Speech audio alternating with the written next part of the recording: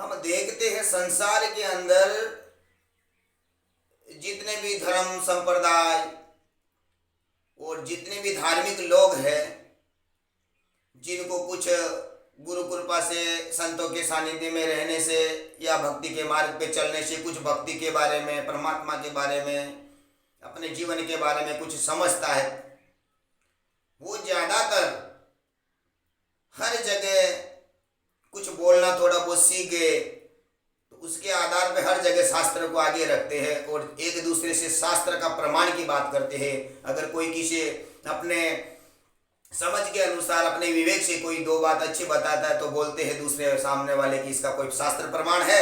अगर शास्त्र प्रमाण हो तो इस बात को मानेंगे, अन्यथा नहीं मानेंगे। ऐसा क्यों? ऐसा क्यों? शास्त्र के अंदर सही में ज्ञान है, ये हमारा सबसे बड़ा भ्रम है। क्या शास्त्र पढ़ने से हमको ज्ञान हो जाएगा? ये सबसे बड़ा भ्रम है। शास्त्र सिर्फ मार्ग है। कोई भी वेद ग्रंथ शास्त्र जो कुछ गीता पुराण जो भी है, रामायण है, ये हमारा सिर्फ मार्ग है। ये हमारे प्रश्न को दृढ़ करते हैं, हमारे प्रश्न को प्रगाढ़ करते हैं, मजबूत करते हैं ज्यादा से ज्यादा, बिल्कुल भिन्न भिन्न करके हमको उस प्रश्न के बारे में बहुत अच्छे से संकेत करके समझाते हैं, न कि वो ज्ञान दर्शाते हैं। प्रश्न को दृढ़ करते हैं, फिर ढूंढना हमको है।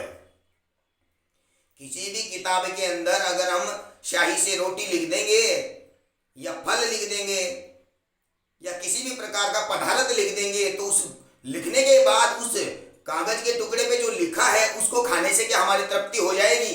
कभी नहीं हो सकती। भूख मिटानी है, आटा सामने पड़ा है फिर भी तृप्ति नहीं होगी, उसको देखते रहो।